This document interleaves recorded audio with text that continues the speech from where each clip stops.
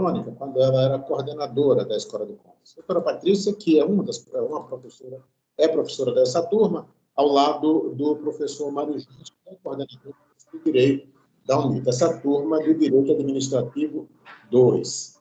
Não quero mais falar sobre a professora Patrícia, que é a nossa diretora técnica, funcionária concursada do TCE, advogada, contadora, jornalista, doutora pela Universidade Federal de Sergipe, doutora e pós-doutora pela Universidade Federal da Bahia, fazendo pós-doutorado também, ela não para, na Universidade da Itália, né, doutora Patrícia? E eu queria, então, para que a gente não se prolongue muito, para a gente ter tempo também para as perguntas, eu queria passar de imediato a palavra para a doutora Carla Andrade. A doutora Carla Andrade é a atual coordenadora da Ecojan e vai falar em nome da Escola de Contas, cumprimentando todos os alunos, mas em especial ao nosso convidado, o doutor Marcos Nóbrega. Doutora Carla... Coordenador da UNIT, né? Coordenador da UNIT. O nosso coordenador da UNIT, doutor Mário Forte. Ah, sim. Do curso, eu pensei que era só do curso do Direito, né? Como todo, né? Não, é do todos os... Fala aí, professor Mário. Uma palavra, rapidinho. Bom dia, tá? A todos os presentes. Quero cumprimentar os conselheiros, Pina, quero cumprimentar o nosso palestrante de hoje. Na verdade, eu estou aqui, né, como professor, eu brinco que eu sou professor, eu estou coordenador. Hoje eu coordeno todos os cursos de Direito da UNIT Sergipe, ou seja, Aracaju, Farolândia, Itabaiana, Estância e Propriá, né, e a gente participa do grupo gestor que dá o suporte aos demais cursos, mas com muita felicidade, com muita alegria, por saber que a universidade continua com essas parcerias que são tão importantes e ter o Tribunal de Contas nesse rol de parceiros, para a gente é essencial, né, ter a oportunidade dos nossos estudantes vivenciar a prática, né, assistir uma sessão, agora compartilhar um pouco, né, aprender um pouco mais com a experiência de grandes palestrantes. Nós da UNIT ficamos felizes, satisfeitos por essa parceria e esperamos que possamos seguir nesse caminho durante muito tempo. Só para uma observação para o palestrante, tá? Minha família é de Pernambuco, né, de Recife. Eu conheço bem o perfil do recifense na hora de falar, né? Eu sou filho de recifenses, nascido em Maceió, trabalhando em Aracaju. Então, eu sou nordestino de todo gênero, né? Muito bem. Pronto. Agora nós vamos passar a palavra para a doutora Carla, que é a atual coordenadora da Escola de Contas. Em seguida, nós vamos ler o currículo do Dr. Marcos Nobre, o currículo resumido, claro, do Dr. Marcos Nobre, para que chamemos depois para a palestra. Ao final, também teremos a palavra do conselheiro Carlos Pina, que é o nosso diretor da Ecojan. Doutora Carla, eu passo a palavra para a senhora.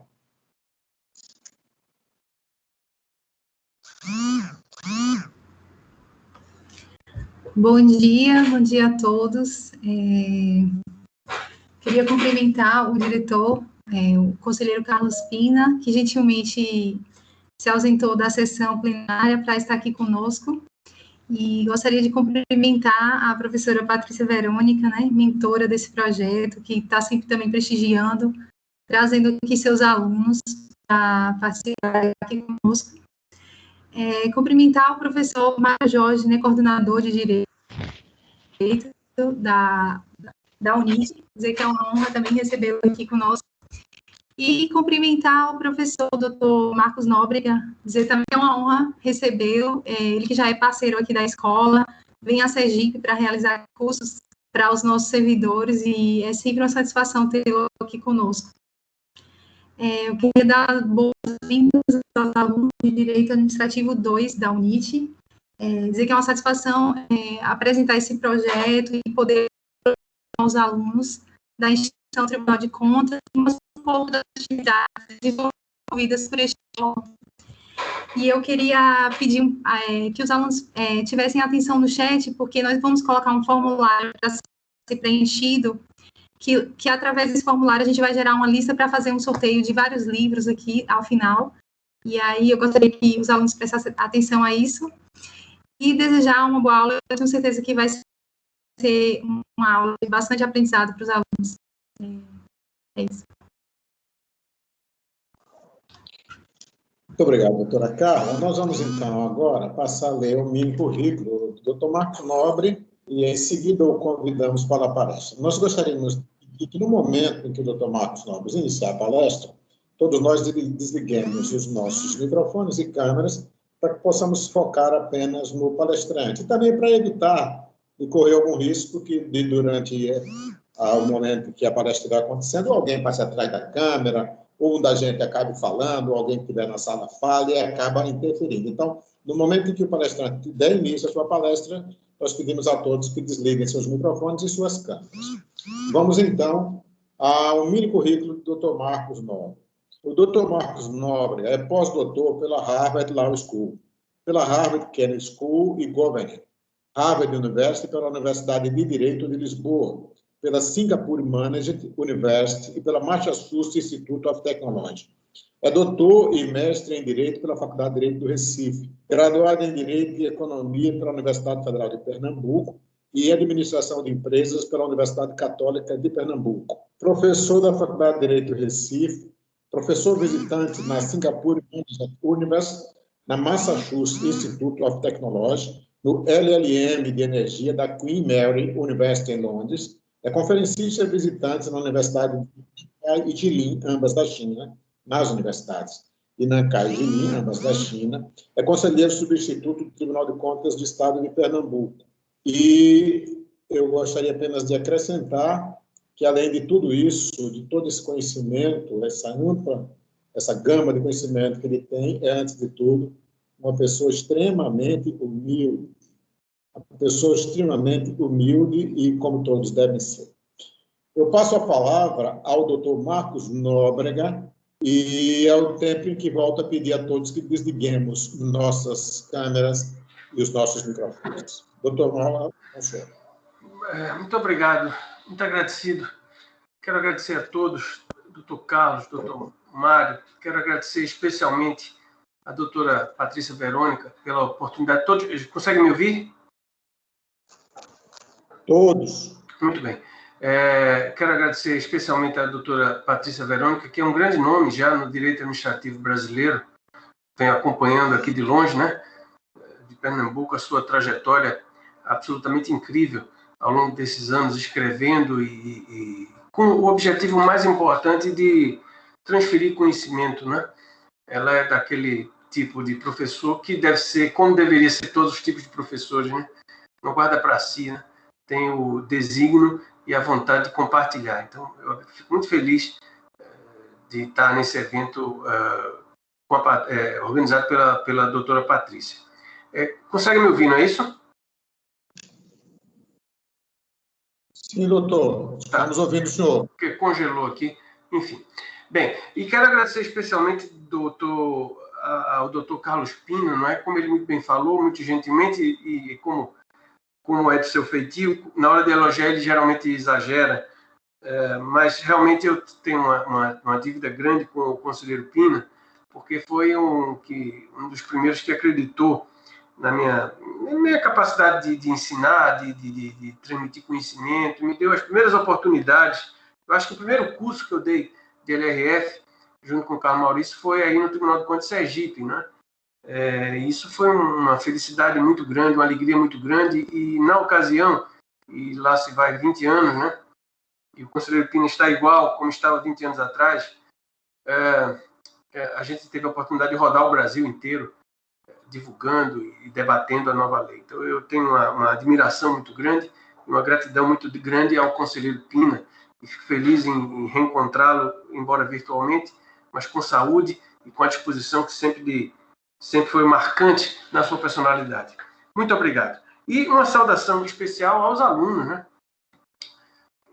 Eu gosto de aluno, né? E você sabe que eu vou falar um pouquinho da minha trajetória e pontuando o que eu acho que deve ser importante para o aluno do direito, sabe? E sabem vocês que eu sou professor da Faculdade de Direito, assim como o professor Mário e a professora Patrícia. Eu sou professor da Faculdade de Direito do Recife que é a mais antiga do Brasil, né, junto com a Largo de São Francisco, em São Paulo. Quer dizer, o decreto imperial de Dom Pedro I é de 11 de agosto de 1827, que criou o Largo de São Francisco e criou a Faculdade de Direito, que, na verdade, na ocasião, foi instalada no Mosteiro de São Bento, aqui em Olinda. E veja que foi muito sábio o posicionamento do imperador ao não criar a Faculdade de Direito na capital, que era o Rio de Janeiro. Então, a sua ideia foi descentralizar. Aliás, ele descentralizou o conhecimento no âmbito do Brasil. A primeira faculdade de medicina, por exemplo, foi em Salvador. Então, houve uma descentralização, engenharia no Rio de Janeiro. Então, houve uma descentralização do conhecimento, no caso brasileiro. E no caso do direito, a principal função das faculdades de direito era formar quadros para a burocracia imperial. Então, ele colocou São Paulo, que era uma cidade com pouquíssima importância, né, quase uma cidade realmente provincial à época, e em Pernambuco, não é, que tinha uma expressão muito grande, intelectual, libertária, etc. e tal, desde então. Então, a partir daí, você tem esses dois grandes polos jurídicos no Brasil, e Pernambuco começou a irradiar o seu polo de influência basicamente no Nordeste. Não é? Então, a gente sempre foi uma universidade, uma faculdade de Direito que irradiou esse conhecimento no âmbito do Nordeste. Então, por conta de estarmos aí entre irmãos, entre nordestinos, eu reforço a minha alegria de estar presente com os senhores. Vou falar um pouco da minha trajetória e por que eu acho que estudar é tão importante, né? Você vai dizer, às vezes os meus filhos dizem assim, os meus filhos já estão grandes, né? Pô, pai, tem tanta coisa para estudar. Eu disse, meu filho, você vai estudar até morrer. Não tem essa. Enquanto você for vivo, enquanto você for um profissional que quiser encontrar caminhos melhores, você vai estudar. E mesmo que estudar e ler é a missão da vida, pessoal. Eu acho que a grande diferença que tem a pessoa que quer estudar, que quer aprender, é que a pessoa tem que ler e criar repertório para lidar com esse mundo tão extraordinário que a gente está vivendo aí. Mas um pouco da minha vivência, eu fiz vestibular em 86, né? Foi o ano que eu fiz vestibular.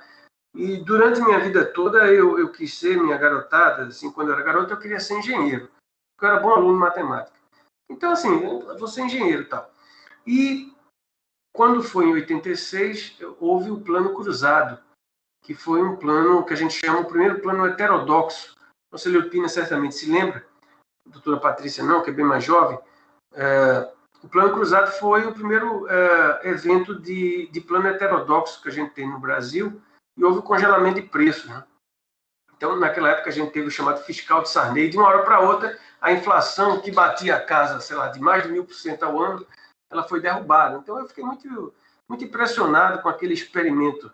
Um experimento intelectual, técnico, que poderia trazer uma repercussão na vida de tantas pessoas. E aí, em vez de fazer engenharia, eu fui fazer economia, né? Meu primeiro curso foi economia na Universidade Federal de Pernambuco, e, paralelamente, na ocasião, eu fazia administração também na Faculdade de Administração da Católica, aqui em Pernambuco. Então, eu fazia direito e fazia economia.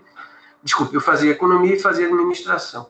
Mas esse período que eu fiz economia foi um dos períodos de maior desafio intelectual ou de descoberta intelectual que eu tive, né? Então, a universidade, para mim, foi uma abertura a um mundo intelectual que não tinha na minha casa, né? Meu pai era servidor público, minha mãe professora primária, tinha grandes ambições intelectuais na minha vida. Então, assim, meu pai era funcionário público, era até funcionário do Tribunal de Contas aqui, mas não havia nenhuma grande ambição intelectual na minha casa, não. Então, embora meu pai fosse uma pessoa que gostasse de ler, eu morava na periferia, morava em Água Fria, aqui em Pernambuco, aqui em Recife. Então, assim, sabe, foi uma pessoa criada assim, jogando bola na rua e etc e tal. Mas o curso de economia foi uma coisa que me deu uma perspectiva de transformação muito grande. Aliás, eu me lembro como se fosse hoje, quando eu li pela primeira vez 2 papers que foram muito impressionantes na minha formação intelectual. Um foi o chamado Plano Larida, né, que era a teoria da moeda indexada, do André Lara Rezende e do Pécio Arida, né, que serviram de base para o Plano Real, que depois estabilizou a economia brasileira em 94.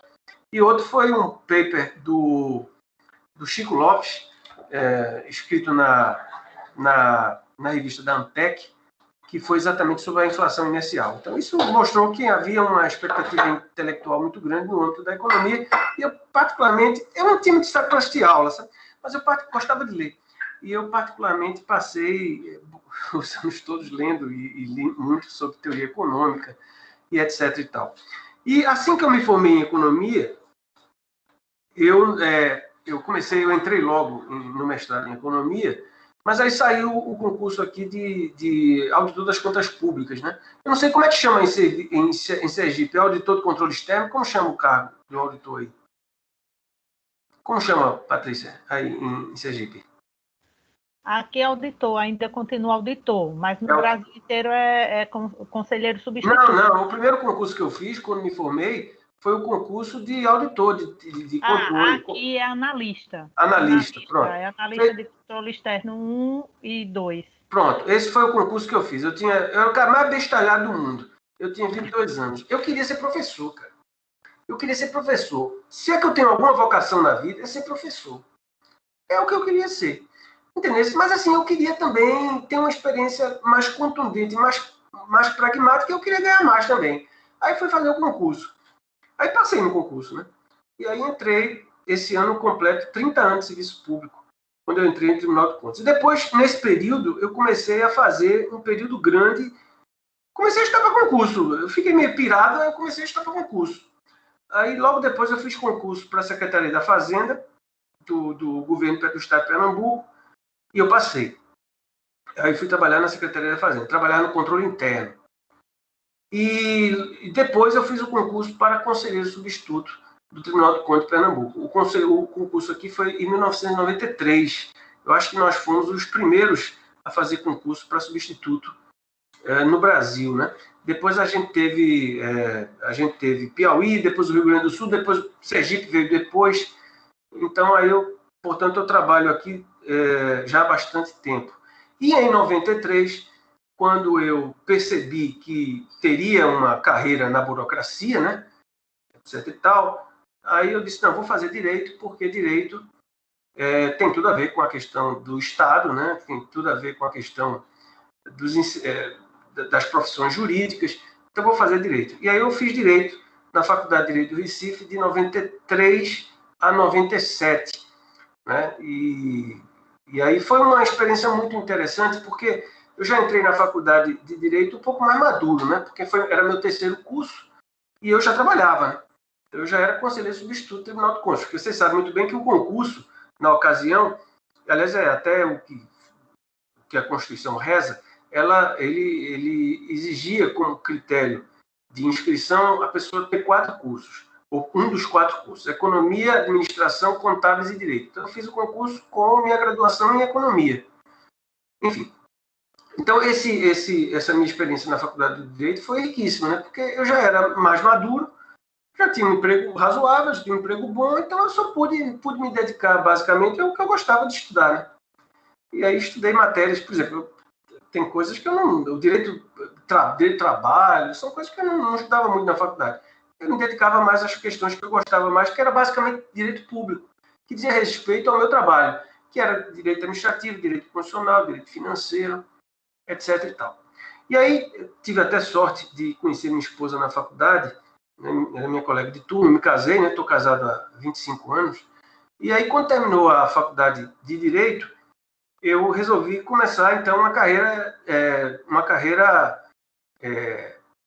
profissional, acadêmica em Direito, né, que eu achei que seria mais útil, etc. e tal. Mas nunca abandonei, ao longo desse tempo todo, as leituras econômicas, né? Quer dizer, nunca abandonei as leituras econômicas, porque eu acho, e aí segue a minha primeira lição que eu dou para os alunos, lição que eu não tenho noção de quem sou eu para dar lições, mas a primeira conselho, talvez, que eu deixo aos alunos é que o direito hoje ele é multidisciplinar. Então, o meu conhecimento de economia, o meu conhecimento de contabilidade, eu aprendi bastante contabilidade para os concursos, no meu curso de administração, que foram muito úteis ao longo da minha trajetória jurídica, digamos. Foi muito, muito, muito, muito útil. Então, já se vai o tempo que o jurista era aquele ensimesmado nos códigos, né? Esse jurista não existe mais. O direito do jurista hoje, ele até rompe com essas fronteiras da economia ou da contabilidade, e hoje ele vai ter que aprender, daqui a pouco ele tem que aprender programação de computador, etc. E tal. Então, essa é a questão do grande desafio. Então, quando eu me formei em Direito, eu resolvi fazer uma carreira acadêmica, né? Então, eu só queria chamar a atenção que na minha casa não tinha ninguém que tinha feito Direito. Eu não conhecia ninguém que fez Direito. Então, eu não tinha nenhuma tradição jurídica na minha casa de coisa nenhuma, porque lá em casa também não tinha grande pretensão, não. Lá em casa era assim, se formou, passou no concurso aí, qualquer concurso aí, tá bom demais. E pronto. Então, não havia nenhuma pretensão de coisa alguma na minha casa, assim, nesse sentido, né? Mas eu sempre tive uma curiosidade muito grande. Aliás, eu estava falando com um amigo meu, se eu pudesse me definir, eu diria que eu sou uma pessoa cética, irônica e curiosa, né? Então, foi sempre a curiosidade que me empurrou para as coisas, né? Sempre a curiosidade que me empurrou para as coisas, né? Eu conversava ontem com um amigo meu, Luiz Nelson, que é um amigo meu que é doutor lá em Chicago.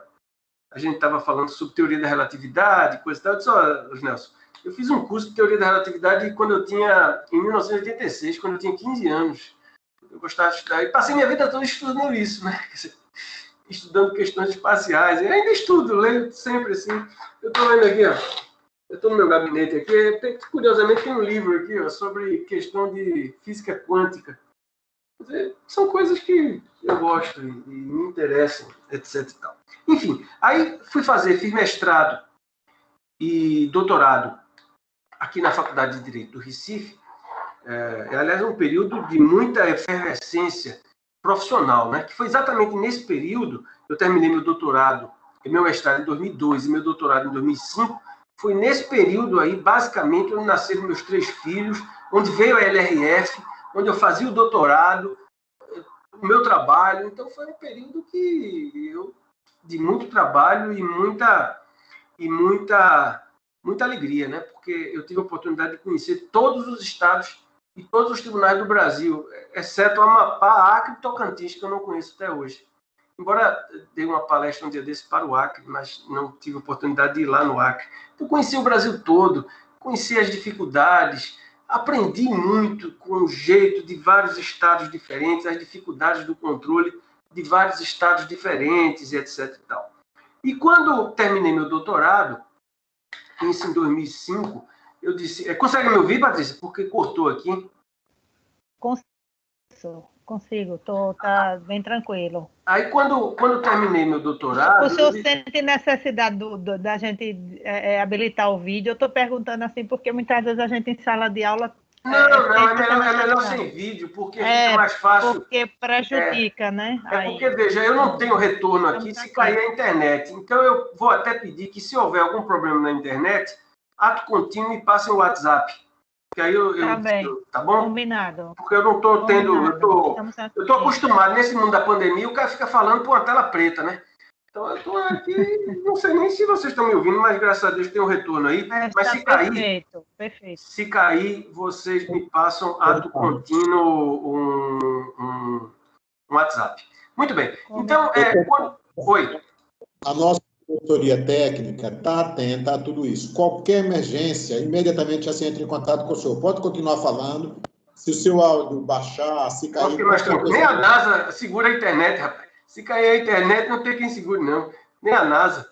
Mas tudo bem, vamos para frente. Mas o que eu quero dizer é o seguinte, pessoal. Aí, quando chegou em 2005, terminei meu doutorado, eu disse, olha, eu tenho que ter uma experiência internacional.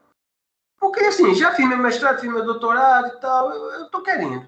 Aí, eu tenho 2 grandes amigos que me deram o seguinte conselho. Um é o querido conselheiro substituto Marco Flávio, aqui do Tribunal de Contas, e outro é o querido professor Ives Gandra, né, querido amigo, que foi também uma pessoa incrível na minha vida, que me deu as primeiras oportunidades há 20 anos, o professor Ives. E ele disse, Marco, qual é o melhor lugar para ir? Aí eu disse, professor, veja, eu acho que é Harvard, né? Porque aparece na televisão, né? Então pronto, então aplique para Harvard. Eu disse, mas tem a menor condição, como é que eu vou aplicar para Harvard? Rapaz, o não você já tem. Não, não você já tem. Então, o único jeito de tu saber é tu aplicar, né? Eu disse, pô, aí eu comecei a ficar doido com esse negócio. Aí me informei pela internet, você tinha que fazer uma aplicação. E aí tem 2 detalhes interessantes. Primeiro, nunca ninguém na Faculdade de Direito do Recife tinha ido para Harvard. Nunca ninguém. E eu nem sabia inglês direito. Detalhe, ninguém acreditava em mim. Nem minha mãe. Minha mãe dizia assim, meu filho, que invenção. Porque eu fiquei querendo esse negócio, sabe? Fiquei com vontade, querendo. Botei na minha cabeça. Porque eu vi os filmes, eu disse, pô, eu quero ir para esse negócio, bicho. Quero ir para esse negócio. E ninguém acreditava em mim. A minha mãe dizia, meu filho, pare com isso. Eu me lembro que tinha um amigo meu de colégio, nessa época ele era médico, né? Ele dizia, Marco, por que tu vai tirar tuas crianças da escola, dos amiguinhos dela, para ir para uma aventura dessa? Fica aqui em Recife mesmo, fica aqui, cara. Aí eu disse, pô, eu quero. Aí eu arregimentei, né? Comecei a estudar inglês feito um louco, porque na minha casa não tinha dinheiro para fazer cursinho de inglês, não, com nenhum, não. Não tinha na internet. Como é que a pessoa ia aprender inglês? Você comprava aquela revista Speak Up, que era uma revista que tinha e vinha uma fita cassete. Aí você ficava ouvindo a fita cassete e books on the table, então você tem que aprender isso. Lembro bem, viu? Não vou dar do seu tempo, não. Tempo dos seus pais, Verônica. Patrícia Verônica, é tempo dos seus pais, não é do seu tempo, não. Aí a pessoa ficava lá ouvindo os picape. E aí eu apliquei, aí eu disse, olha, eu não vou colocar os ovos na mesma cesta, né? Eu apliquei para Harvard, apliquei para Yale e apliquei para Columbia. Columbia, eu não fui aprovado. Aí eu fui aprovado em Yale, que é uma universidade extraordinária, Ivy League, né? Não sei se vocês já ouviram a expressão Ivy League, né? Ivy League, alguém sabe o que é Ivy, pessoal? Ivy League. Alunos, podem falar, não está valendo nota, não. Alguém já ouviu falar nessa expressão Ivy League? Quem já ouviu falar aí, dessa turma? Isso aí vem às vezes em filme. Alguém já viu essa expressão? Eu acredito. Oi? Eu acredito. I believe. Não, Ivy é YVVI. Não, IVY. IVY, Ivy. Né? Liga Ivy. É o seguinte, é uma liga com boa parte das grandes universidades americanas. Então você tem Harvard, Yale, Columbia, Princeton, Dortmund, enfim.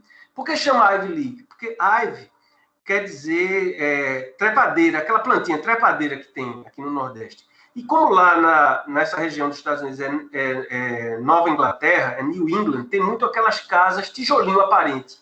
Que tem que ver em filme, que tem muito na Inglaterra, lá é Nova Inglaterra. Então tem muito essa plantinha que vai ramificando pelo tijolinho, sabe? Por isso que chama Ivy League. Então quando virem a expressão Ivy League, são essas 8 universidades extraordinárias que você tem nessa parte dos Estados Unidos. Aí eu fui aceito em Yale e não tinha a resposta de Harvard. Estava tudo perto, tudo certo para eu ir para New Haven. E aí veio a resposta de Harvard e eu fui aceito em Harvard. Isso foi em 2007. E, vou dizer, foi um dos dias mais alegres da minha vida. Porque eu acreditava em mim, mas assim, era difícil, né? Era difícil. Realmente era difícil. Nas minhas circunstâncias, era difícil. Eu acho que eu devo ter ido na cota de miseráveis. Eu devo ter uma cota lá qualquer, sei lá, de nordestino. Eu sei lá, não sei o que aconteceu. Tem que ter sorte também um pouco na vida. Aí eu fui lá para Harvard em 2007. Meu amigo, foi extraordinário, porque além disso ter mudado a minha vida, não quer dizer que eu fiquei rico, nem ganhei dinheiro com isso, não. Não é isso. Mas assim, isso mudou minha vida porque meus filhos estudaram na escola americana lá, junto de Harvard, na escola pública americana, e eles se alfabetizaram em inglês. E para eles, o meu filho mais velho teve em 3, para eles ir em Harvard Square, tomar um sorvete, se fosse lá, eu voltei várias vezes. Isso fez parte da vida deles. Então, assim, o que o meu amigo achava que eu ia tirar eles da escola porque ia perder o banho livre no colégio, isso mudou a perspectiva de vida dos meus filhos, entendeu? Então, esse foi um grande legado que eu deixei para eles. E foi absolutamente extraordinário. Então, essa minha experiência lá, eu tive a oportunidade de ver e viver coisas absolutamente incríveis, né? E aí foi minha primeira experiência internacional. Depois eu voltei, eu continuei escrevendo bastante. E aí eu sou muito grato ao Tribunal de Contas, eu sou muito grato ao setor público, porque permitiu que eu estudasse, né? Se eu fosse gerente do Bradesco, eu não ia ter condições de fazer isso, né? Se eu fosse, digamos assim, se tivesse outro tipo de profissão assim, eu acho que ia ser difícil, né? O Tribunal de Contas sempre apostou em mim, o sistema apostou em mim, né? Porque eu acho que hoje, talvez eu seja o cara mais graduado de todos os sistemas de Tribunal de Contas, seja eu, né? E aí depois, em 2011, eu voltei em Harvard para a Kennedy School, para a Escola do Governo. Também foi uma experiência muito interessante. Eu passei alguns meses lá em Harvard, e minha mulher não quis ir em 2011, e eu fui sozinho. E aí eu ficava estudando de domingo a domingo, né? Porque eu gosto de estudar, né? Então foi um período que eu fiquei lá, foi um período de aprendizado absolutamente também extraordinário, onde eu aprofundei meus estudos sobre a questão da infraestrutura. E aí veja que nenhum conhecimento se perde, né? Quando eu comecei a estudar um pouco de direito de infraestrutura, teoria econômica da licitação, eu fui buscar, isso foi em 2011, e fui buscar coisas de 15 anos atrás, cara, que eu tinha estudado lá no curso de economia, eu voltei a estudar matemática e etc. E tal. Então, essa foi minha segunda experiência internacional. A terceira experiência internacional foi quando eu fui professor visitante em Lisboa. Passei um ano em Lisboa, o que foi uma coisa muito interessante, porque, embora a minha formação no período de pós-doutorado tenha sido americana, foi bom ir para Lisboa, porque eu tive um resgate do nosso modelo de direito civil law, porque o nosso modelo de direito ele é civil law, né? Porque tem dois grandes modelos de direito, né? Que é o common law, que é o modelo anglo-saxão, e o modelo romano-germânico, que é o modelo do civil law. Então, essa nossa influência ibérica foi importante para mim eu voltar a entender aí de onde vem o direito administrativo brasileiro. E Portugal tem grandes autores, né? Professor Vasco, professora Estorninho, professor Fernando Araújo, um grande nome do direito e economia em Portugal. Então, foi muito bom esse período em Portugal.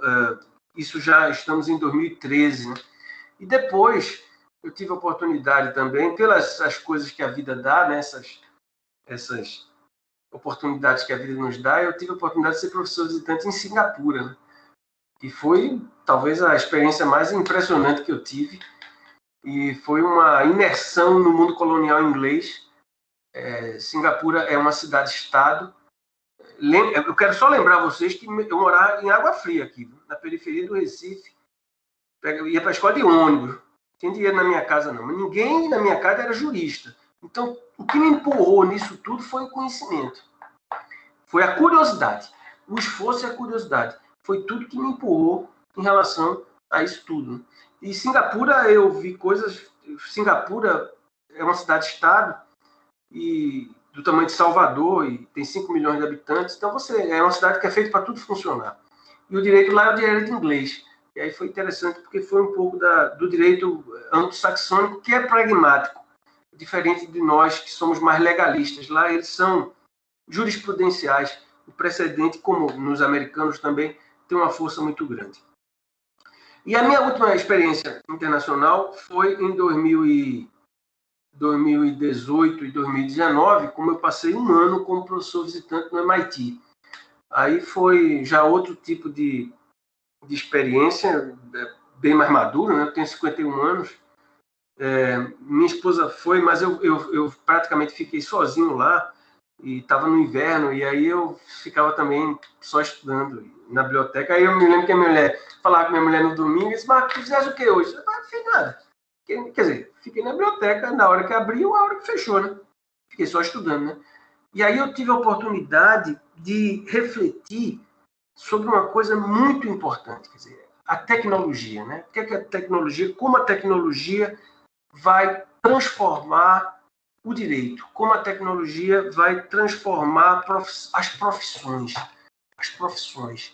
Não é? Então, tudo isso repercutiu, toda essa minha vivência repercutiu na minha maneira de entender o direito, na maneira de entender fundamentalmente o direito administrativo, porque as relações dos agentes com o poder público, né?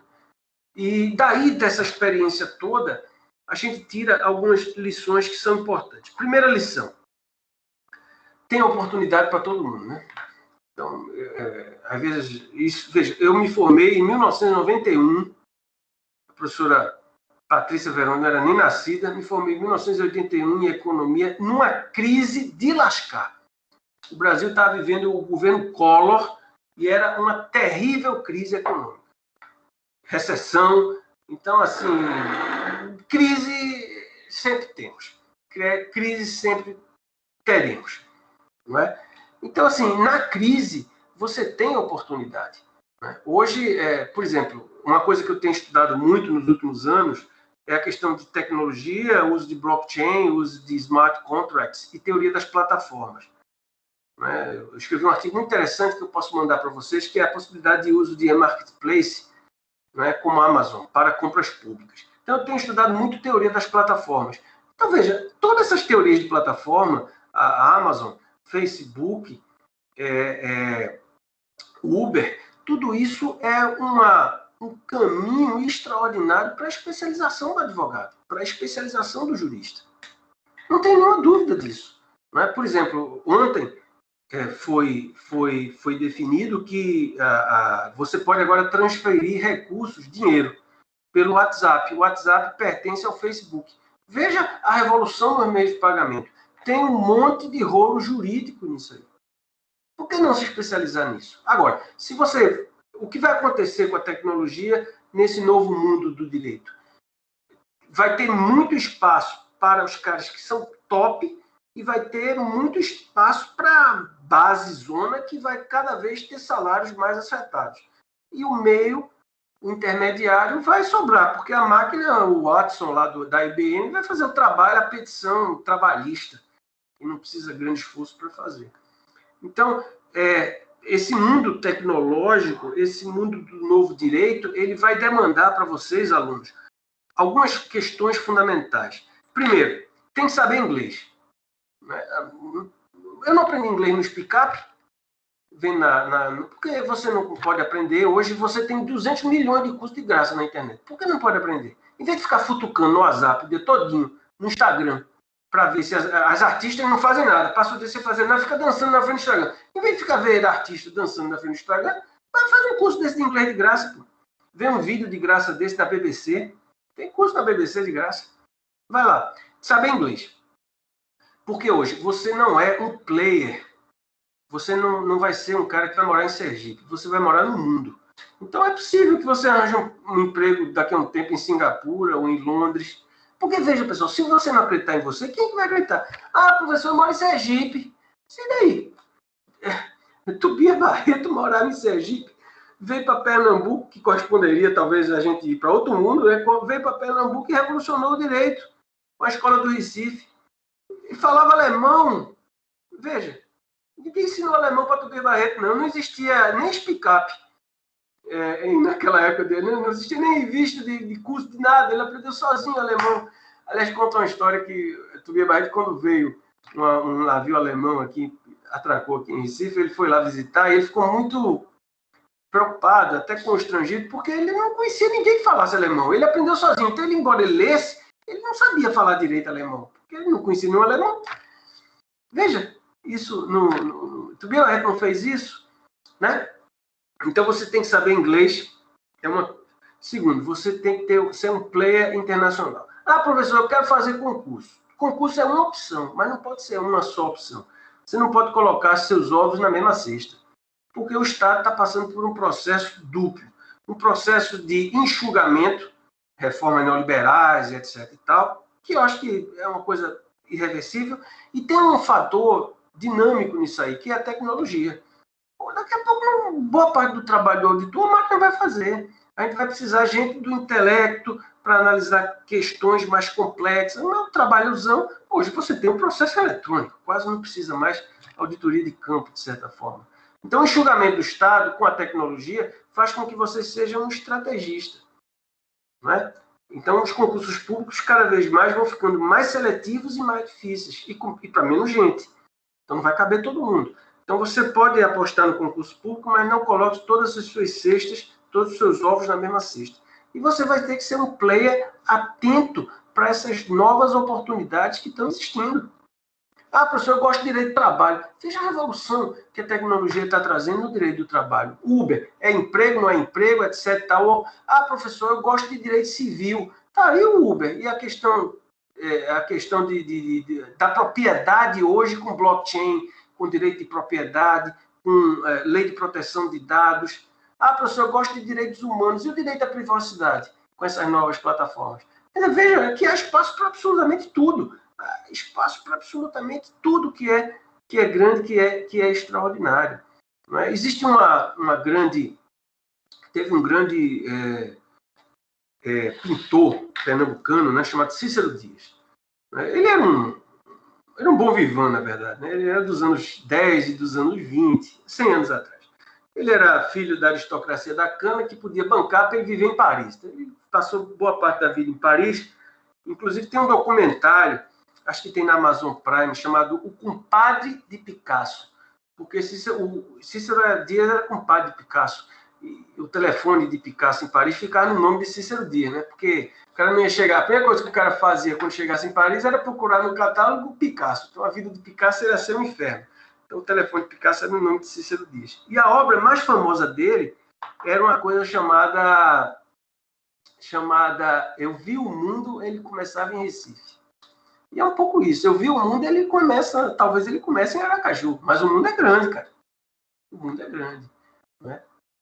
E ser professor é uma coisa que me dá alegria na vida. Eu fico até triste que eu não posso vê-los, né? Porque eu gostaria muito de estar aí pessoalmente para ver a juventude.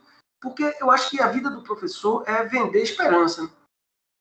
Né? Embora eu seja um cético, mas eu vendo esperanças para os alunos. Né? Então, a minha vida é vender esperança para a juventude. Né? Porque eu queria ter 20 anos, assim, de novo. Né? Queria ter 20 anos e ter uma estrada de mais 60 anos pela frente. Acho que seria muito legal, porque eu acho que hoje você tem muito mais oportunidade do que tinha quando eu tinha 20 anos. O mundo era desse tamanho, cara. O mundo era bem pequenininho. A minha vida ela tinha uma dimensão de 2 quadras para frente.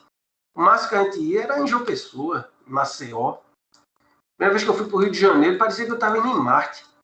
Veja como é o mundo hoje.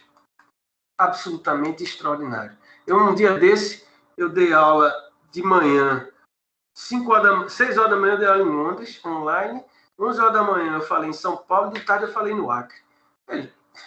Como seria possível se não tivéssemos a tecnologia? Né? Então, ser professor me deu a oportunidade de conviver com a juventude, que eu acho que é absolutamente extraordinário, olhar para o futuro e ver o mundo que é maior do que Recife. Né? Então, isso tudo me transformou. Né? Então, eu me sinto... É claro que uma das maiores alegrias da minha vida é certamente a minha família, meus filhos, minha esposa e tal, mas ser professor e ter essa experiência, eu acho que foi a coisa mais importante que aconteceu na minha vida. Mais importante que aconteceu na minha vida. Porque, para mim, não é trabalho. Para mim, é diversão. Para mim, é alegria. Por isso que eu fico alegre de estar aqui. Eu peço até desculpa à Patrícia pela dificuldade de agenda, porque realmente, com essa nova lei, Patrícia, o povo está tudo atrás de mim, pensando que eu sei a nova lei, mas a nova lei de licitação, mas nem a lei 8666 eu terminei de ler ainda. Então, ainda estou no processo de estudo. Você vê. Agora, sim, faltou a última e mais importante, a mais importante conselho para o jovem, né? Quer dizer, estudem. Hoje mesmo eu acordei, era 15 para as 5 da manhã, eu fui estudar. Fiquei estudei até umas 7h30, vim aqui no tribunal, estou no meu gabinete e continuei estudando aqui meus livros. Eu passo minha vida toda a estudar. E estudar, e digo mais, não estudem só direito, não. Estudem, leiam literatura, leiam ciência, leiam tudo, porque isso dá repertório para o jurista. Né? A coisa mais chata do mundo é o jurista cabuloso que só sabe falar de lei. Ninguém quer saber, numa conversa social, ou com um cliente, o que Kelsen disse, ou besteira, ou que, sei lá, de work, Alexi, ninguém está ligando para esse não. A direita é vida, então a vida também é leitura, é ver filmes, é ouvir música. Isso é absolutamente extraordinário. Né? Por exemplo, eu vi um filme um dia desse, que eu recomendo a vocês, eu acho que tem no Netflix, eu acho. Você não estava lá. É um filme inglês, você não estava aqui, um negócio desse. É um filme inglês que fala do Uber. O cara é Uber e a vida dele se tornou um verdadeiro inferno porque ele é explorado pelo Uber e tal. É vida, é direito do trabalho, essa coisa toda.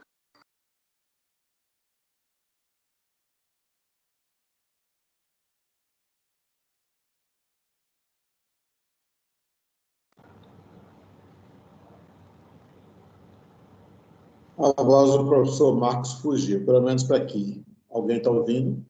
Professor, seu microfone está desligado. Desabilitou. Desabilitou.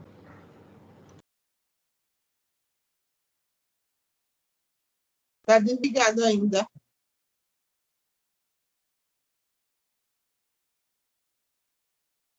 Seu microfone está desligado, professor.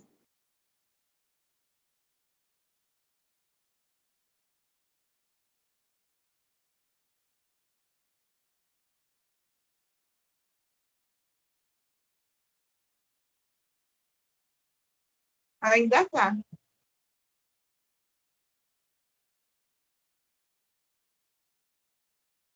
Professor Marcos, nós não estamos ouvindo o senhor porque o seu microfone está desligado. É só o senhor ligar o microfone. Eu vou enviar um WhatsApp para ele. Eu acho que caiu a conexão.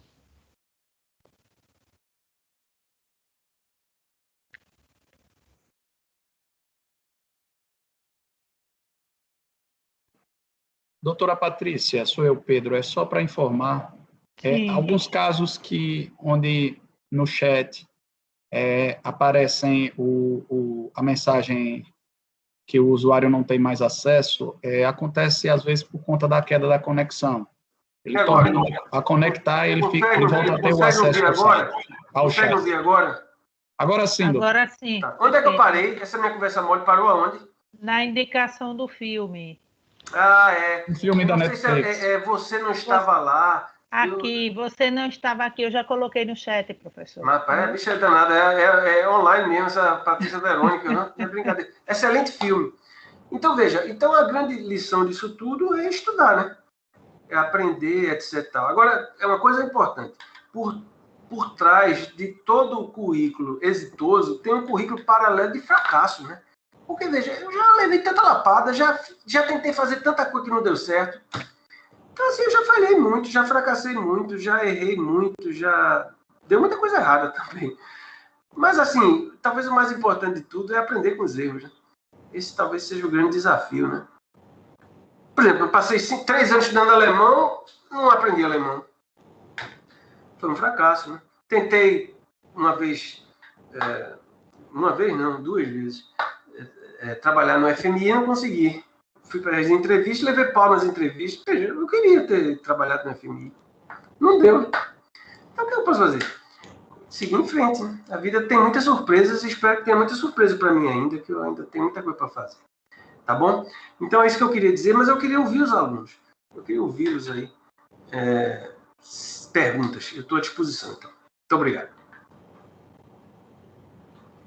Obrigado, doutor Marcos. Nós, a partir desse momento, como disse o doutor Marcos, ele fica aberto às perguntas e nós convidamos ou pedimos, solicitamos à doutora Annalise que coordene essa parte das perguntas. Né? Se alguém tem alguma pergunta, passa para o chat, a doutora Annalise nos envia o nome e nós, imediatamente, a pessoa faz a pergunta ao doutor Mas pode aparecer também, pode aparecer aí. Pode aparecer. Quem quiser falar, abre a câmera, o microfone e fala. Quem não chama de doutor, nem de senhor, nem com nenhuma, não. É Marcos.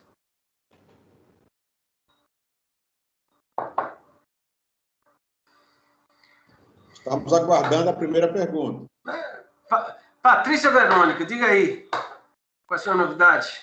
Alguma pergunta? Então, deixa eu habilitar aqui o microfone. Eu quero dizer, professor Marcos, tá? Que suas palavras foram bastante inspiradoras.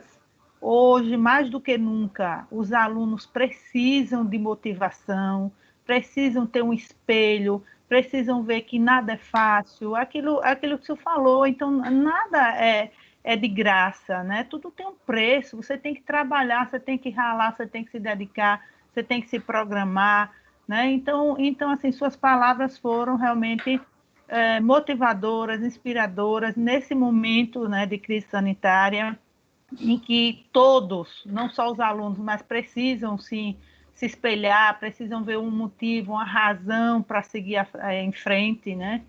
E assim, eu falando assim, hoje eu faço um papel dúbio, né? Porque assim, além de professora da UNIT, mas também milito, né, no Tribunal de Contas. O Tribunal de Contas se alegra com a sua presença, né? Porque você sempre participou, sempre quando possível, né? Porque você falou bem aí, sua agenda é bem lotada, mas assim, o Tribunal de Contas se alegra com a sua presença e principalmente assim, né? Que você ficou, eu vou falar sobre servidor, e isso foi muito maior, muito mais gratificante do que você possa imaginar. Tá? Então, você foi inspirado pelo divino. Até porque hoje de manhã, quando você me perguntou, né, eu disse, não, fale sobre servidor e tal. E aí você veio com isso, que isso é importante. Eu sei que você segue muito a sua intuição, seu coração. E nesse momento eu acredito que muitos alunos precisavam, até porque eu recebi o feedback aqui pelo WhatsApp, né, de pessoas que muitas vezes precisavam, mas vou, não vou, sigo ou não sigo, o que é que eu faço? Então, assim, eles vão analisar suas palavras, né, e principalmente aquela questão que você fala, é através dos erros. Então, muita gente não gosta, tem medo de errar, mas o erro é humano e necessário para o aprendizado. Vou dar um exemplo, Patrícia, vou dar um exemplo.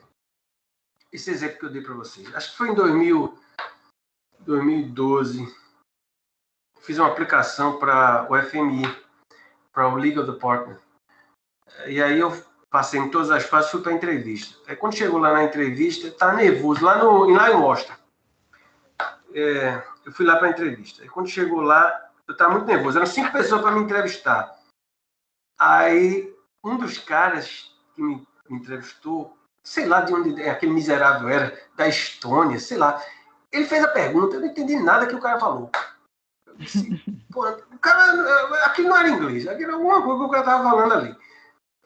Aí eu disse, eu não estou entendendo. Aí ele disse, tá bom, vou fazer por escrito. Aí ele me mostrou o papel, eu não entendi a letra dele. Aí eu disse, me arrombei, meu amigo, me arrombei. Aí, não deu certo ali naquela ocasião e, fiquei triste. E também foi agora, em 2019, também, eu também fiz uma entrevista, também não deu certo. Então, assim, às vezes não dá certo, sabe? Aí a pessoa fica triste, 2 dias triste, e depois fazer o quê? Não, às vezes professor, a pessoa só fica famosa porque tem um pai famoso, tem um pessoal que ajuda. Claro que a rede social, assim, o ciclo social ajuda. Mas, veja, eu sou um exemplo, eu não sou rico também. Porque também o que você quer da vida? Eu não fiquei rico, né? Sou servidor público. Eu tenho uma casa, um apartamento, um carro. Por que também eu quero mais do que isso?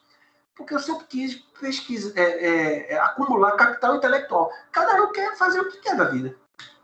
Tem um amigo meu que ele é produtor de ovos, né, em Garanhuns. Ele tem 200 vezes mais dinheiro que eu tenho. Mas eu disse, bicho, eu não quero produzir ovos em Garanhuns. Eu não quero. Então, assim, acho que a coisa mais difícil do mundo é você encontrar o seu caminho, né? Porque é muito difícil a juventude, né? Às vezes os alunos perguntam, professor, o que é que eu vou ser quando crescer? Eu disse, meu amigo, até hoje eu não sei o que é que eu vou ser quando crescer. Até hoje eu não sei. Então, assim, a vida é feita de surpresas e desafios, né? É difícil, né? É difícil para meus filhos eles encontrarem o caminho deles, né? É difícil, né? Então, assim, é angustiante. E esse mundo está muito estranho, né? Com essa pandemia, afetando muito a cabeça das pessoas, né? Mas eu acho que, sim, é um mundo também que dá esperança, né? De oportunidade, né? Oportunidade, né, pessoal? Quando a crise é oportunidade, né? Enquanto chove, alguns vêm em guarda-chuva, né? Então, assim, Marcos, pois não. Tem uma pergunta aqui de uma aluna, eu acho que ela ficou tímida, ela escreveu aqui no chat, eu vou ler para o senhor. Pois não. Ticiana Cardoso pergunta: como o senhor conceituaria o controle pela administração pública e as plataformas tecnológicas usadas para as compras? Esse é um tema interessante, né? Porque você sabe que agora, com a nova lei de licitação, teremos a criação do Portal Nacional de Compras Públicas e há uma possibilidade de, no futuro, transformar isso como um e-marketplace. E veja que a própria nova lei, ela estabeleceu o que a gente chama 3 linhas de defesa, né? Muito copiado do COSO e tal. Eu acho que a gente pode ter um controle built-in, um controle embarcado na própria plataforma, que vai sinalizar se os preços estão diferentes, se há alguma coisa estranha na habilitação. E isso, de fato, já ocorre muitas vezes, porque o próprio Tribunal de Contas da União, por exemplo, tem, acho que é a Alice, que ela usa a inteligência artificial para detectar fraude em licitação. Então, toda essa parte tecnológica é um approach para frente, né? Então, a gente vai ser um ativo para o controle. Não tem nenhuma dúvida em relação a isso. Perfeito. Tem mais uma pergunta aqui. Vivian de Souza. Enquanto professor, quais são os maiores desafios para o ensino no momento atual? O maior desafio do ensino eu acho que a pandemia trouxe dificuldades. Assim, esse mundo virtual ele é um mundo difícil de engajamento para o aluno. É difícil para o aluno ficar uma manhã inteira assistindo isso aí. Eu até dizia aqui para a minha assessora, que ela tem filho pequeno, a gente vai ter gaps aí, de 2 anos de gap no aprendizado de crianças, que vai aparecer 5 anos depois. Quando a deficiência aparecer 5 anos depois, você vai ver, o que foi? Não, foi no período da pandemia que ela não aprendeu alguma coisa e ficou um buraco na formação. A gente não sabe o que vai acontecer ainda. Então, não é fácil. Não é fácil. Eu sou da Universidade Federal e a gente está realmente numa dificuldade muito grande de engajar alunos, etc. E tal. É difícil. 2 anos de muita dificuldade. Por outro lado, você tem a oportunidade da tecnologia de fazer 1000 cursos, né, nessas plataformas. Mas eu concordo com você que o desafio é o desafio do desprendimento, assim, do esgarçamento das relações sociais. Eu acho que isso é uma dificuldade muito grande. Mas assim, leiam, né? Como eu não estou indo para canto nenhum, eu estou lendo mais, né? Então aproveita e leiam, né? Isso é uma coisa importante. Verdade. Continua aberto, viu, pessoal? Quem quiser Professor, só lembrando, assim, só reforçando, assim, eu louvo a sua simplicidade, a sua forma humilde de falar, assim, é muito humilde, eu digo no sentido porque é magnânimo o seu currículo. Então, assim, você está de parabéns por essa pessoa tão autêntica que é. Isso é digno de louvor mesmo.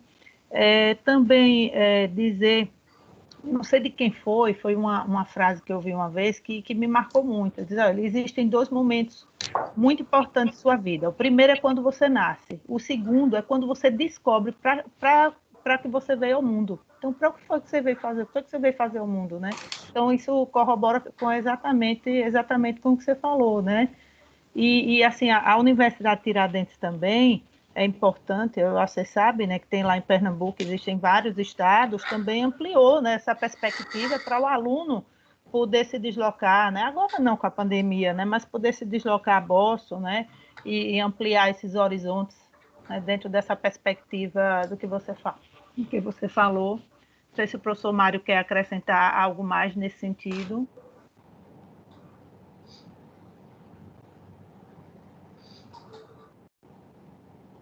Ou algum aluno também que queira se manifestar? Veja, assim, eu fico muito contente de conversar com os alunos. Eu gosto de alunos, sabe? Gosto da juventude. Eu me sinto jovem também quando estou em contato com os alunos, né? E depois, se tiver alguma pergunta, quiserem passar para a professora, ela passa para mim. Vai ser um prazer também. Então, assim, enfim. O que eu quero aqui é agradecer mais uma vez a oportunidade, dizer que foi uma alegria muito grande, parabenizar e dizer que vocês estão em boas mãos, né? Professor Mário e professora Patrícia Verônica, né? Eu conheço bem a professora Patrícia Verônica, que, como eu falei, é uma entusiasta do ensino. Agradecer mais uma vez o convite do Tribunal do Contas de Sergipe. Me sinto um pouco sergipano, porque minha carreira profissional, assim, no âmbito público, tem um toque muito importante de Sergipe, não é?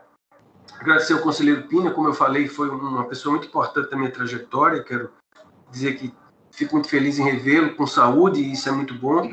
Né? O doutor Carlos Alberto também, que sempre foi um incentivador, meu querido amigo. Enfim, e dizer que estou à disposição para próximos eventos. Essa experiência do tribunal, sair da sua toca e compartilhar ideias com os alunos, com o futuro, né? O futuro, né, pessoal? O aluno é o futuro, né? A educação é o futuro do mundo, né? Então, se a gente não acreditar no futuro, a gente vai ser o futuro do pretérito, né? Que era para ser, seria, né? E ninguém quer isso, né? Então, parabéns, professora Patrícia, parabéns, professor Mário, e muito obrigado por essa oportunidade. A gente que agradece. Bom, mas agora, agradecendo a professora Mário, doutora Olha, Patrícia. Carlos. Graça, quando puder, eu queria falar, cumprimentar o professor Marcos Nóbrega. E mais do que é uma convergência de felizes coincidências. Me ensinava, há alguns anos atrás, relator da Constituição de 1988, grande amazonense, felizmente vivo e lúcido até hoje, Bernardo Cabral, que coincidência não existe. Coincidência é uma espécie de acanhamento de Deus. Quando Deus está acanhado, não quer demonstrar grande presença, a influência sobre os destinos, deixa que as coisas aconteçam como coincidência. Veja que coisa interessante, professor Marcos. A semana antepassada, nós decidimos fazer aqui no tribunal um curso para os servidores do tribunal sobre a nova lei de licitações e contratos, 14.133, e de tanto folhear o número de artigos decorados, do que não é do meu feitio. O artigo 133, ou, me desculpe, 173 da lei de licitações e contratos, recentemente editada, até 1 mês e 5 dias. Esta lei veio e neste artigo 173 há uma formidável valorização das escolas de contas. O Tribunal de Contas já era mencionado e já está mencionado na parte que ainda está em vigor da Lei 8666 de 93.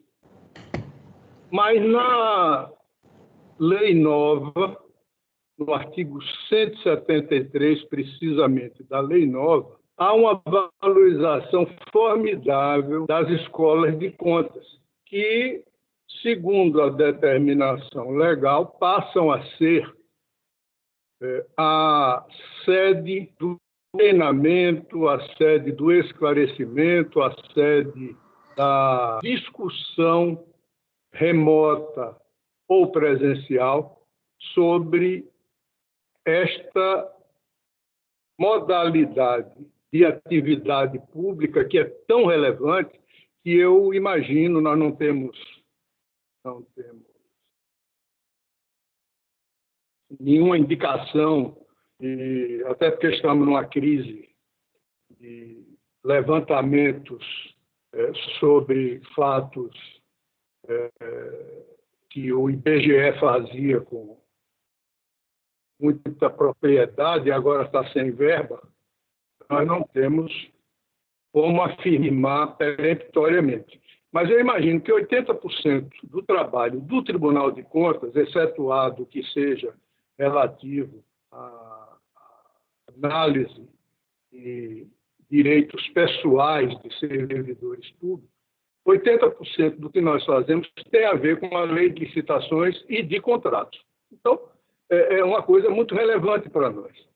Nós tivemos a notícia de 2 experiências muito exitosas. Uma experiência do Espírito Santo, que foi uma primeira aproximação sobre essa lei, num curso que foi ministrado em um único dia, lá no Espírito Santo, através da Escola de Contas, e uma outra experiência aqui, vizinho, entre nós, entre vocês que estão em Pernambuco e nós que estamos em Sergipe, exatamente em Alagoas, foi feito um curso agora, dias 26, 27, 28 e 29, na semana passada, ainda no mês de abril, no qual curso os servidores do Tribunal de Contas receberam, professores de fora e pessoas que estavam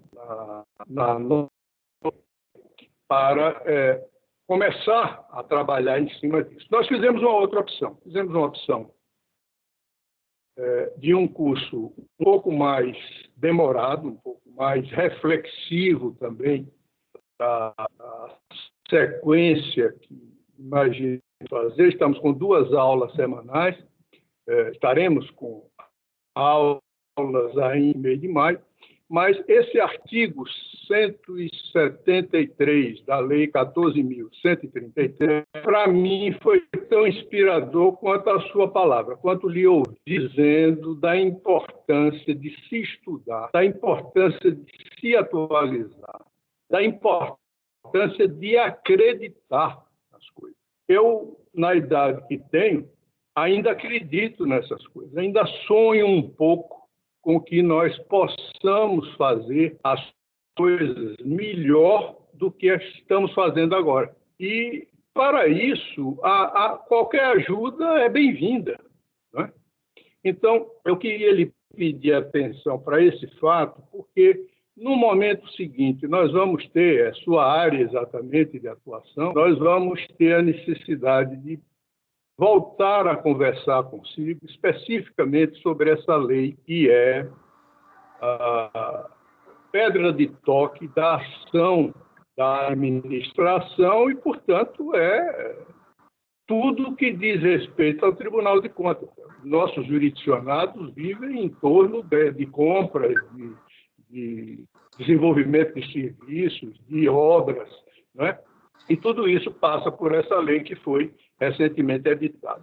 Eu estou fazendo essa observação não apenas para deixá-lo de sobreaviso, porque nós vamos precisar de sua palavra sobre isso, mas porque nós agregamos neste curso alguma coisa que o Tribunal de Contas de Sergipe faz com muito gosto, que é o componente cultural, componente de desenvolvimento pessoal. Estamos dirigindo esse desenvolvimento pessoal especificamente para os nossos servidores, nesse caso específico, do treinamento sobre a lei de licitações e contratos, mas essas suas reflexões vieram nos ajudar muito. E a convergência de coincidências é a seguinte: eu tive a oportunidade de lhe fazer esse mesmo convite quando presidi a Associação dos Tribunais de Contas do Brasil e precisei de alguém, e precisei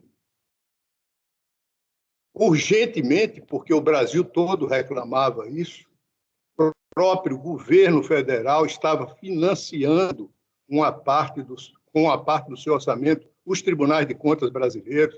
O Banco Interamericano de Desenvolvimento nos deu quase 300 milhões de dólares para a gente fazer aquele programa que eu comecei a implementar em 2002, 2003, que foi o Promoex, o Programa de Desenvolvimento do Controle Externo, no qual você nos ajudou tanto, rodando esse Brasil de fora a fora. Naquela época a gente podia. A gente até reclamava quando tinha que ir para além do nosso circuito Elizabeth Arden. Mas eu sei que você ia com muito gosto a Roraima, ao Rio Grande do Sul, a Mato Grosso, enfim. E nós gastamos muita sola de sapato, mas, de certo modo, unificamos a compreensão de uma lei complexa, como era a Lei de Responsabilidade Fiscal, com uma linguagem que podia se aplicar em toda essa heterogeneidade brasileira. Na época, éramos 33 tribunais, financiados por um organismo internacional, financiados pelo governo brasileiro. Os tribunais receberam de graça todo o treinamento e todo um suporte, até tecnológico, recebendo computadores, coisas como essa. Então, nós estamos vivendo um novo momento agora, um momento da lei de licitações. Depois de um longo período de vigência da lei 8666, eu, falando sobre esse tema dias atrás, cheguei a levantar que as leis de licitação no Brasil tiveram uma duração média de 32 anos. Algumas demoraram um pouco mais, outras demoraram menos. Eu já estou na terceira versão, porque quando eu vim para o tribunal em 1986, era um regime legal, depois veio a Constituição, mudou tudo, depois chegou a Lei 8666 e agora essa lei nova. Eu estou muito animado com toda essa crise, estou de acordo com você. A crise será sempre criativa para quem não tenha medo dela.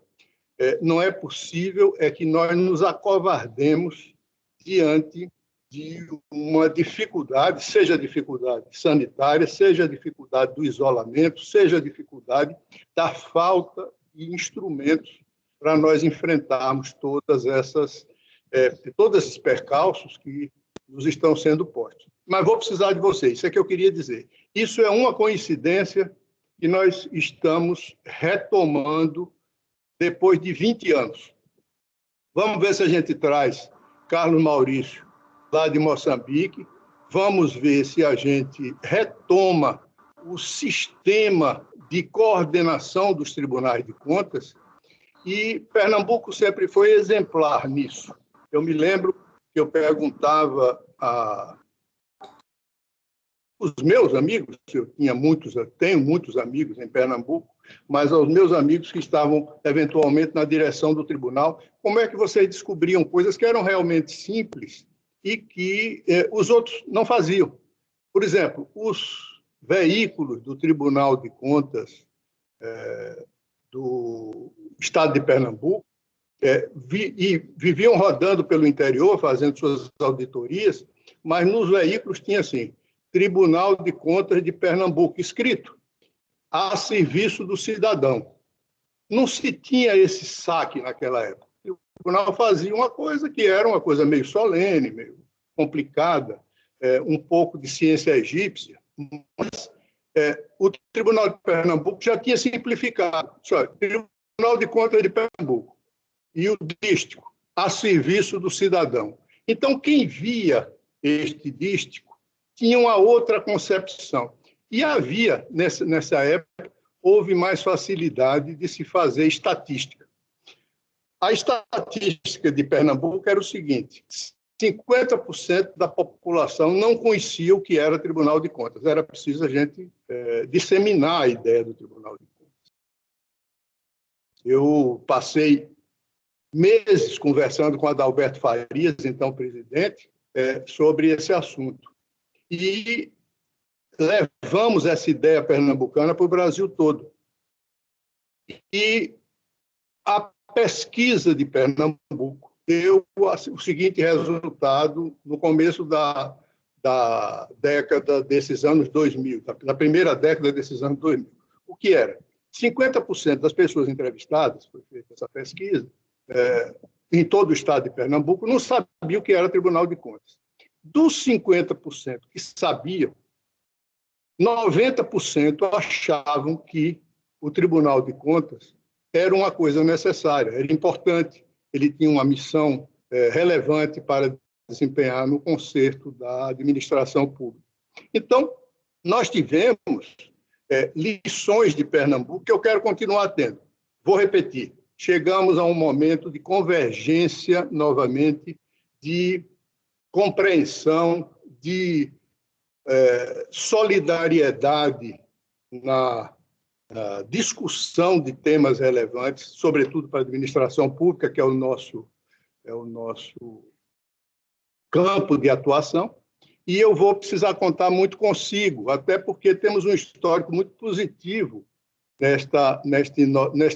nesses nossos currículos. O seu um currículo internacional, o meu um currículo mais local e mais admirado com as coisas pernambucanas, como estou lhe dizendo, porque me vali sempre da simplicidade com que Pernambuco enfrenta coisas que são aparentemente complexas, mas que se refletem muito na sua personalidade. Então, eu queria também passar, e eu acho que o meu pessoal aí na escola está com esse assunto na máquina, um convite que recebi ontem, infelizmente já com a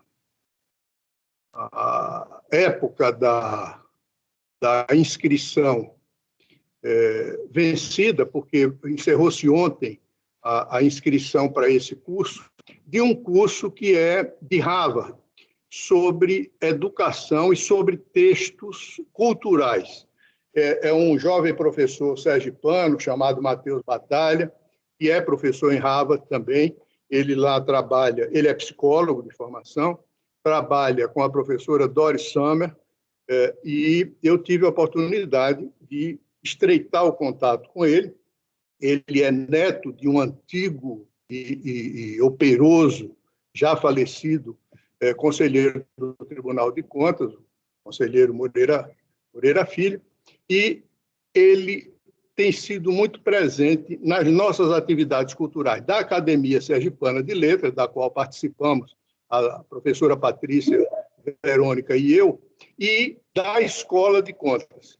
Ele me mandou um convite ontem sobre um programa chamado Pretext, que foi desenvolvido pela professora Doris Sommer, em Harvard, e como você é originário de Harvard, eu queria mostrar esse convite, alertando também, pedindo a atenção dos alunos da UNIT para um eventual desdobramento desse sistema de cursos que vão ser desenvolvidos aqui no Brasil, com a plataforma da Harvard, e queria também que se levasse para Pernambuco a notícia da operação deste curso, no qual nós, da Escola de Contas, vamos também participar na segunda etapa. Então, porque é destinado a professores, nós estamos com um problema grave, eu vi atentamente o que você disse sobre a educação, e vamos evitar esse gap, ou pelo menos limitar o gap de aprendizado dos alunos, sobretudo dos alunos da parte inicial da escola brasileira, mas eu queria que veja aí, Anne, se você está disponível com aquele convite do Pretext, que eu queria pôr na tela, até em homenagem à formação, à alma mater, digamos assim, do professor Marcos Nóbrega, que é a Universidade de Harvard, nos Estados Unidos. Está aí o convite, é uma oficina que se dedica a uma aproximação dos alunos de nível superior, da mais variada coloração, e é uma relação entre psicologia e literatura. Tem tudo a ver com a cultura, tem a ver com a Academia de Letras de Sergipe, da qual eu participo com muita honra, como a professora Patrícia Verônica, e vai ter uma manifestação também específica da Escola de Contas. Eu quero agradecer muito ao professor Marcos Nóbrega, dizer a ele prazer que tenho em reencontrá-lo, mas que isso não vai ficar só nessa coisa, não. Nós vamos estar juntos na sequência e talvez muito especificamente relativamente a esta lei de licitação e contratos, que tem tudo a ver com o Tribunal de Contas, tem tudo a ver com a Universidade Brasileira e tem tudo a ver com um Brasil melhor que nós todos desejamos, vencida que seja esta crise a qual estamos envolvidos. Muito obrigado, Nóbrega. Um abraço forte para todos os nossos amigos aí do Tribunal de Contas de Pernambuco, e eu quero, mais uma vez, dizer que você está em casa e que nós ficamos a dever, mais à professora Patrícia, esse convite tão oportuno e tão agradável, porque ao receber conhecimento, nós não precisamos nada de muito sisudo, nada de muito complicado, nada. Vamos utilizar a simplicidade pernambucana, que eu comecei elogiando e quero concluir minha fala elogiando também, mas a simplicidade pragmática, a simplicidade que tem um propósito, e esse propósito foi atingido amplamente nesta aula que você nos ministrou agora. Seu aluno agradece muito. Obrigado, conselheiro. Um abraço. Beijo grande aí. Saúde aí para o senhor. Muito obrigado, pessoal. Muito agradecido. Estou à disposição. Aliás, eu fui até nomeado numa comissão da Tricom para acompanhar a implantação da nova lei de licitação para os tribunais, e também recebi até um telefonema da conselheira Doras do Tocantins também, pedindo que eu colaborasse no IRB. Então, sou um soldado, estou sempre à disposição. Então, muito obrigado, Patrícia, muito obrigado, professor Parabéns, Mário. professor. E Gratidão. eu tenho que ir embora, que eu tenho uma reunião agora, meio-dia. Mas eu quero deixar o meu forte abraço, o meu beijo. Mais importante que fico muito feliz em encontrá-los com saúde, tá bom? E a gente vai se ver certamente em breve em outros eventos, tá bom? Um beijo grande, pessoal. Fiquem com Deus. Obrigada. Com saúde. Obrigado, conselheiro Pina. Obrigada. Obrigada, professor. Um abraço. Valeu. Gratidão. Gratidão. Obrigado. Agradecendo ao doutor Marcos, nós queremos passar... Doutor Pineda, quer falar mais alguma coisa? Não, França, eu queria me despedir só de Marcos, porque sei que tinha uma hora apertada, viu? Mas quero agradecer a você também, ao pessoal da técnica, agradecer à doutora Patrícia, ao professor Mário Jorge Fortes. Gratidão é nossa da UNIT, pela recepção maravilhosa desse projeto. Estamos encantados. Eu estou falando em meu nome e em nome do Tribunal de Contas do Estado de Sergipe, porque há muito tempo não temos uma afluência tão significativa e quero registrar o nosso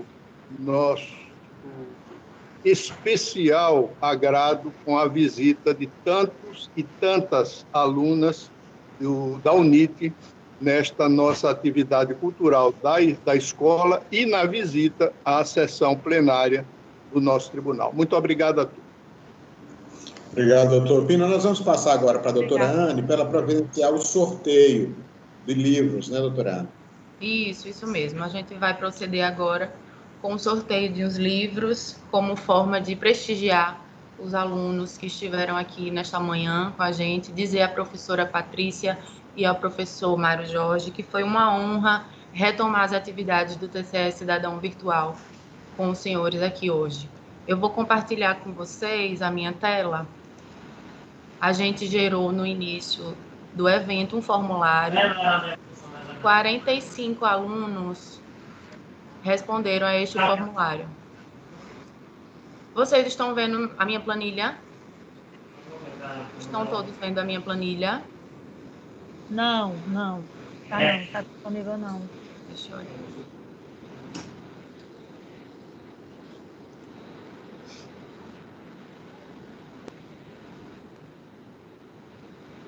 Só um minutinho.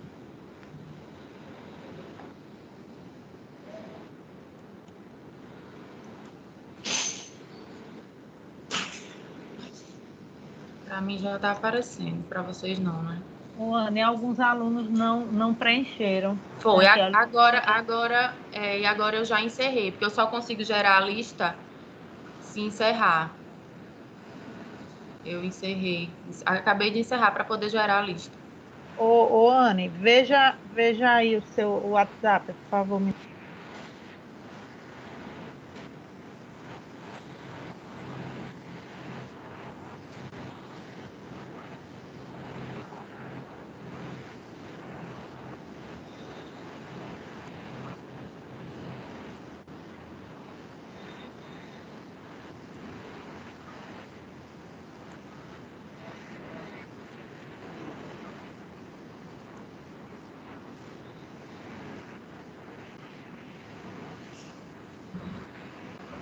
Anne, se tiverem muitos alunos que não preencheram, coloca, por favor, de novo o formulário. Você vai sorteando os números e, ao final, fecha o formulário e vê quem estava. Enquanto o pessoal preenche, você vai sorteando os números. Eu soltei agora de novo o formulário. Tá aqui no nosso chat. Carla? Oi, França. É Pedro que está falando. Oi, Pedro. Ô, Carla, você me pediu ontem, né, me cobrou a questão do compartilhamento. Vou providenciar isso, viu? É que eu ainda não parei para ver como é que faz para compartilhar o vídeo no ambiente, viu, para todo mundo. Miguel conseguiu, ele vai me passar aqui, eu vou que o do primeiro eu não o primeiro compartilhar a lista, meu formulário do Excel. Tudo bem. Ô, Pedro, agora ajuda a Anne para a gente tentar compartilhar. Ô, Anne, não precisa compartilhar a lista no momento, não. Compartilha a tela do sorteio, o site. Sim, aí você vai entendendo os números e a gente olha a lista por aqui. Ô, Anne, o que você pode fazer é o seguinte, você pode baixar a lista, abrir no Excel, né, como eu orientei para você naquele dia, sim. E depois salvar ou fazer um upload desse arquivo para o OneDrive, aquela nuvenzinha que tem ali entre os aplicativos da Microsoft. Não sei se você já usou, né? Se você utiliza o OneDrive. Não? Aí de lá você pode compartilhar. Você está aqui no tribunal? Tô aqui. Pronto. Daqui a pouco eu dou uma subida aí na sala. Eu queria que você já deixasse o arquivo pronto, que aí eu faço com você, eu mostro para você como faz. Okay. Como os alunos estão aguardando, Anne, para o sorteio, você pode compartilhar a tela do sorteio, sorteia os números, enquanto eles vão preenchendo. No final, não precisa compartilhar a tela, a gente olha o nome e informa quem foi o sorteado. Carla, França. Oi, França. Pronto, eu só queria, para não correr o risco de cometer um pecado que eu cometi na abertura do curso, a questão do certificado. Nós teremos certificados hoje, né? Sim. Os certificados estarão disponíveis a partir de amanhã para os alunos. Obrigado, Carla. E a tela já está aberta aí, né? Vocês estão vendo a minha tela, né? Sim, do sorteador. Vamos lá.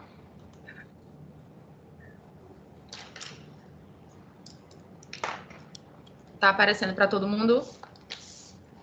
Sim, sorteado número 45, né? Perfeito. Você sorteou o que agora? Vamos sortear logo todos os números e depois a gente olha na lista.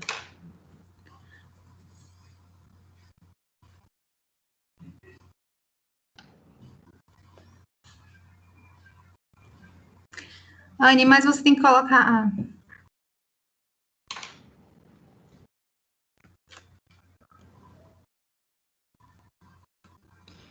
Eu vou sortear 3 vezes, porque são 3 kits.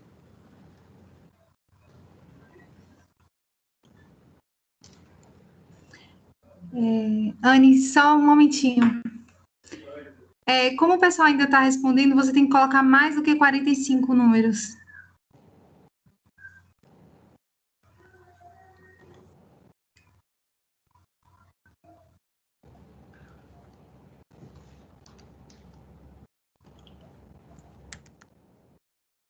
Me parece que as pessoas não pararam de responder, né? Que a doutora Patrícia pediu para eu abrir, você também pediu para eu abrir, e tem gente respondendo nesse momento, então não tem como eu saber o número que eu vou colocar aqui.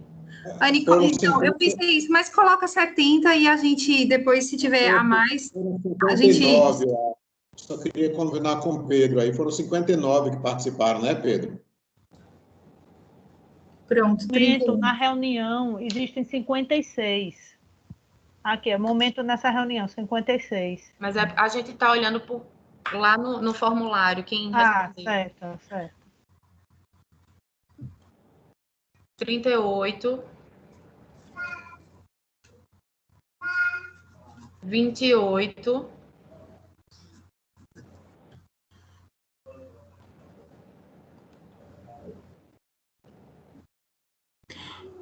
63 provavelmente não vão ter, já que tem 58 aqui, né, Anne? Coloca 58 Exatamente. mesmo, máximo.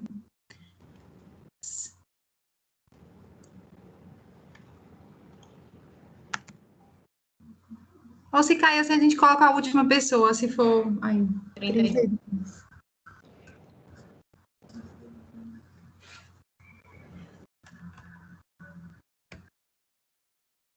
Anne, só repetindo, foi 38, 58, 32, né? 38, 28, 32. Ó para aqui, ó. 75 respostas, né?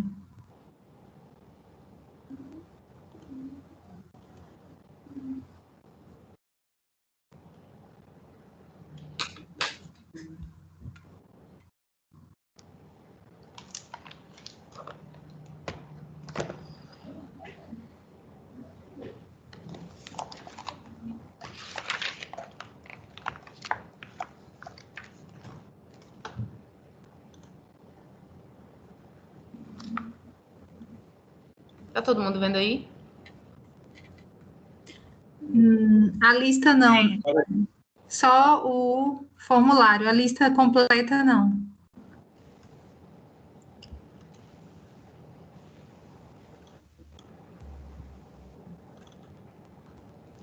Não sei por que eu não consigo mostrar, mas eu vou dizer aqui os nomes. Mas você menciona. Número 38, Evelyn Gabriele Caetano dos Santos. Evelyn Gabriele. E aí depois, os sorteados, se a doutora Patrícia quiser passar o contato deles, eu vou providenciar a entrega dos livros. Certo. Número 28, Felipe Evangelista de Jesus. Felipe Evangelista de Jesus. E número 32, Márcia Martins Cardoso de Souza. Olha, maravilha. Márcia Martins Cardoso de Souza. Quais são os livros, Anne? Diga aí, por gentileza. Então, dentro dos kits vem 3 livros. 2 Constituições, Federal e Estadual, e o livro da doutora Patrícia. O livro sobre a Escola de Contas da doutora Patrícia Verão. Pronto. Então, primeiro fica com a Constituição, segundo... Não, são 3 kits. Os 3 kits têm os 3 livros. Cada um vai receber esses 3 livros aí? Exato. Pronto, beleza. Evelyn, Felipe e Márcia. Pronto, perfeito. Já anotei aqui. Eles entram Melhorou muito, doutora Patrícia. Antes era só um livro, agora é um kit. Melhorou muito, né? É isso, né? Eu até... eu até achei, por isso que eu perguntei, era sempre um livro para cada um. Aí, como foi um kit, por isso que eu retruquei, eu perguntei novamente, né? Teve um upgrade. Muito bem, parabéns. Parabéns a vocês então, doutora da escola. Patrícia, muito obrigada mais uma vez. Professor Mário Jorge também, não sei se ele está por aí ainda, muito obrigada. Retomamos com sucesso as atividades do TCE Cidadão Virtual. Aos alunos, muito obrigada também. Se tiverem alguma dúvida, algum questionamento, os sorteados, se quiserem entrar em contato comigo pelo e-mail da escola ou pelo WhatsApp, a professora pode passar meu número depois para vocês e a gente providencia a entrega, tá bom? Então, a gente só tem a agradecer pela acolhida, pela organização, por todo esse cuidado que vocês têm, né, em organizar esse projeto TCE Cidadão. Então, a Universidade Tiradentes se alegra, né, em nome de nós, professores, Patrícia e Mário, e todos os alunos, né, sintam-se todos abraçados e espero que eles retornem outras vezes ao tribunal, né? Muito obrigada, viu, Anne? Obrigada. Carla, doutor Carlos Pina, presidente do tribunal, parabéns a todos e toda a equipe, viu? Porque, assim, não só os que aparecem, né? Mas todos os outros, olha lá, Pedro veio me socorrer. Doutor Carlos França, tem muita gente aí trabalhando para fazer esse evento acontecer. Então, muitíssimo obrigada a todos, viu? Receba um abraço carinhoso, Deus abençoe. Amém. Um abraço. Tchau, pessoal.